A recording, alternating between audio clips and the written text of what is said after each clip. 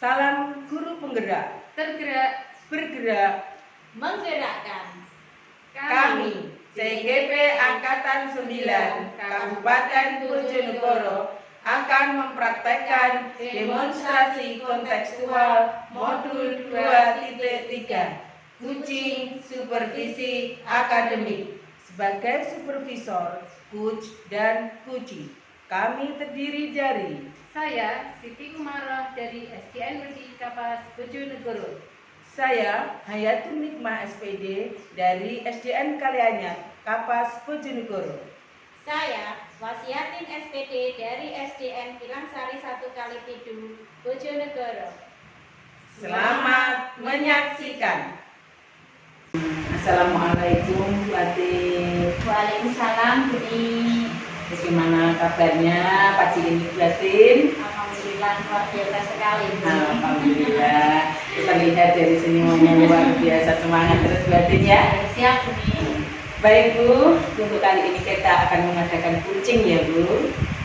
Sebelum kita melakukan coaching, saya ingin menanyakan beberapa pertanyaan lebih dulu ya Bu Atin. Pertama-tama saya akan mendiskusikan rubrik penilaian ya Bu. Pada coaching kali ini saya akan mengamati coach dan coachee. Kemudian saya akan menilai apakah sudah sesuai dengan alur kita atau belum. Dan bagaimana itu memberikan pertanyaan nanti berbobot pada coachee dan bagaimana coachee menanggapi pertanyaan tersebut. Jangan lupa disesuaikan dengan prinsip coaching, yaitu kemitraan, proses, kreatif, dan memaksimalkan potensi. Baik Bu Atin, saya ingin bertanya untuk pertanyaan kalinya, kira-kira kompetensi apa yang akan Ibu kembangkan dalam coaching? Oke, terima kasih, Buni. Kompetensi yang ingin saya kembangkan dalam coaching itu ada 3, Buni. Yang pertama itu hadir secara penuh, 2 mendengarkan secara aktif, dan ketiga itu memberikan pertanyaan-pertanyaan yang berbobot untuk coaching. Jadi tadi nanti akan kompetensi yang akan digunakan yaitu tadi hadir penuh ya Bu Atin? Ya, betul. Iya, mendengarkan aktif, kemudian memberikan pertanyaan berbobot. Baik, berarti untuk selanjutnya pertanyaan kedua, kompetensi mana yang ingin dikembangkan secara spesifik yang ingin diobservasi? Kalau untuk yang ingin dikembangkan itu ada 2, Buni. Yang pertama itu mendengarkan secara aktif, terus yang kedua itu memberikan pertanyaan-pertanyaan berbobot kepada coaching. Iya. Dan untuk terakhir kalinya berarti indikator yang bagaimana yang Ibu inginkan dalam coaching ini? Untuk indikatornya yang saya inginkan itu saya mendapatkan solusi untuk coaching saya. Terus yang kedua itu membutuhkan langkah-langkah yang untuk menyelesaikan masalah coaching tersebut. Seperti itu, Bu. Gitu ya. Jadi indikatornya nanti akan menemukan masalah, kemudian menemukan solusi dan menentukan masalah. Nah, begitu ya Bu Atin. Baik Bu Atin. Demikian Bu ya, sebelum coaching diawali, dimulai. Selanjutnya nanti bisa dilanjutkan dengan coaching dengan coaching. Terima kasih Bu Atin. Terima kasih, Buni. Selamat siang Bu Atin. Selamat siang, Buni. Mohon maaf Bu Atin mengganggu waktunya. Ya apa-apa, Bu Umi, dengan senang hati. Apa yang bisa saya bantu, Bu Umi? Ini Bu Atin, sebenarnya saya ini ingin curhat penjeringan Bu Atin. Apakah Bu Atin punya waktu untuk saya? Ada waktu, Bu Umi, monggo silakan. Begini Bu Atin, akhir-akhir ini saya itu sering kepikiran dengan murid-murid saya Bu Atin. Ya, kenapa dengan murid-muridnya, Bu Umi? Murid-murid saya beberapa hari ini kurang antusias dalam pembelajaran Bu Atin. Baik, Bu Umi, jadi apa yang Bu Umi harapkan dari obrolan kita nanti ini? Dari percakapan kita ini nanti, saya ingin menemukan solusi dari masalah yang sedang saya hadapi Bu. Oh begitu. Masalahnya apa, Bu Umi?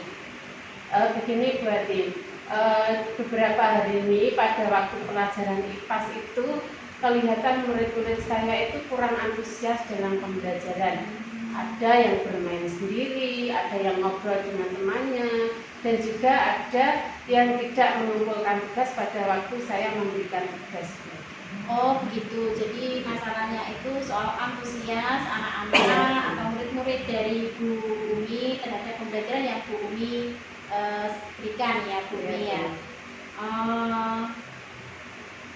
Jadi terus menurut Bu Umi itu apa saja yang membuat murid-murid Bu Umi itu tidak antusias di kelas Bu Umi? Menurut saya itu saya merasa pembelajaran saya di kelas itu kurang menyenangkan Bu, dan sangat sedikit membosankan. Jadi anak-anak itu kelihatan tidak antusias, dan juga tugas yang saya berikan itu terlalu banyak, dan saya juga memberikan materi itu hanya dari beberapa sumber belajar saja. Intinya sumber belajar saya itu kurang bervariasi. Menurut pendapat Bu Umi, apa yang bisa membuat murid-murid jenengan itu menjadi senang dan tidak bosan ketika di kelas, ketika jenengan beri pembelajaran? Menurut saya itu murid-murid saya itu mungkin perlu pembelajaran yang menyenangkan, yang tidak membosankan. Misalkan seperti pembelajaran berdiferensiasi itu Bu, dan saya juga akan menggunakan sumber belajar yang beragam. Jadi sumbernya itu yang peran beragam ya Bu ya, tapi yang menyebabkan siswa-siswi Bu Umi itu tidak antusias untuk mendapatkan pembelajaran yang Ibu Umi berikan di kelas. Kalau menurut saya Bu Umi ya, itu Bu Umi bisa menggunakan beberapa sumber ajar itu seperti di YouTube dan lain sebagainya. Bagaimana menurut Bu Umi? Saya setuju sekali Bu. Dengan berbagai sumber belajar itu membuat murid-murid saya menjadi antusias.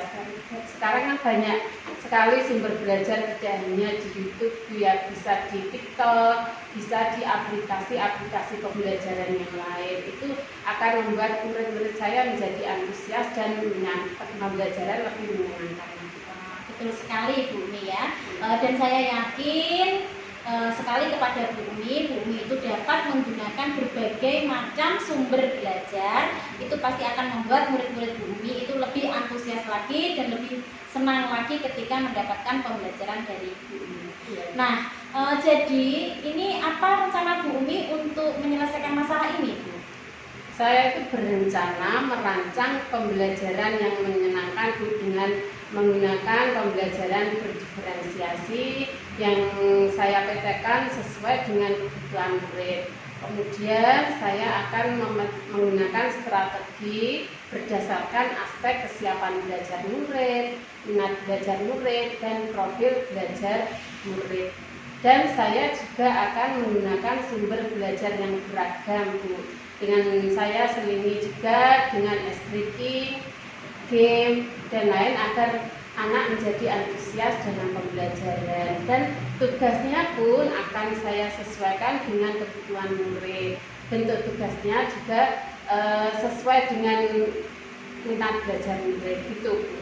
Wah, bagus sekali rencana Bu Umi ya, mudah-mudahan berhasil dan terlaksana ya Bu Umi dengan baik. Terima kasih. Kemudian apa komitmen Bu Umi terhadap rencana ini? Saya berkomitmen untuk selalu membuat rencana pembelajaran berdiferensiasi sesuai dengan kebutuhan murid, dan saya juga akan menggunakan sumber belajar yang beragam, dan tugas-tugas yang saya berikan kepada anak itu saya sesuaikan tugasnya sesuai dengan kebutuhan murid agar anak antusias dalam pembelajaran dan mereka mengumpulkan tugas itu berdasarkan kesadaran sendiri. Wah, luar biasa sekali Bu Umi ya. Saya sangat mendukung Bu Umi, mudah-mudahan semua berjalan lancar dan pembelajaran di kelas Bu Umi makin menyenangkan dan anak-anak itu antusias sekali, dan Bu Umi bisa menjadi guru yang selalu dirindukan di kelasnya bagi murid-muridnya. Amin. Terima kasih Bu Adin. Sama-sama. Terima kasih telah berbagi waktunya dengan saya, dan semoga saya juga menjadi guru yang selalu dirindukan murid. Terima kasih. Sama-sama. Assalamualaikum Bu Adin. Waalaikumsalam Bu Umi. Bu Adin tadi sudah melakukan kucing, sudah semangat, sempurna, bagus sekali Bu Adin. Terima kasih Bu Ni. Nah, untuk kali ini sebelum saya tutup, saya ingin bertanya pada Bu Adin, boleh kan? Boleh Bu Ni, silakan. Terima kasih. Nah, pertanyaannya, apa saja yang sudah Ibu lakukan pada saat melakukan kucing terkait indikator pencapaian yang diinginkan? Iya. Untuk kucing tadi Bu Ni ya, itu saya sudah sesuai dengan alur kita, yaitu menanyakan tujuan, identifikasi masalah, Iya. rencana aksi dan tanggung jawabnya. Nah, baik. Selanjutnya bolehkah saya menyampaikan hasil pengamatan saya Bu Adin? Oke, betul. Terima kasih. Gini Bu Adin, menurut saya sebagai observer kucing yang telah Ibu Adin lakukan sudah berjalan dengan baik dan proses alurnya juga sudah sesuai dengan alur kita. Tujuan, identifikasi masalah, rencana aksi dan tanggung jawab. Dan Ibu juga sudah menggali dengan memberikan pertanyaan sehingga bisa menemukan solusi dari permasalahan. Dan Ibu sudah melakukan sesuai dengan prinsip kucing. Untuk selanjutnya Bu Adin, pertanyaan terakhir. Kompetensi apa yang ingin dikembangkan berdasarkan kucing yang Ibu telah lakukan? Kompetensi yang ingin saya kembangkan itu Bu Ni ya, itu yang pertama itu mendengarkan secara aktif, dan Iya. yang berikutnya itu memberikan pertanyaan-pertanyaan yang berbobot kepada kucing. Iya. Ya, baik Bu Adin. Terima kasih untuk kegiatan kucing kali ini, saya kira sudah cukup. Semoga kucing yang telah dilakukan hari ini bermanfaat dan kita berjumpa lagi nanti ya Bu Adin di lain kesempatan. Terima kasih Bu Adin. Terima kasih. Assalamualaikum.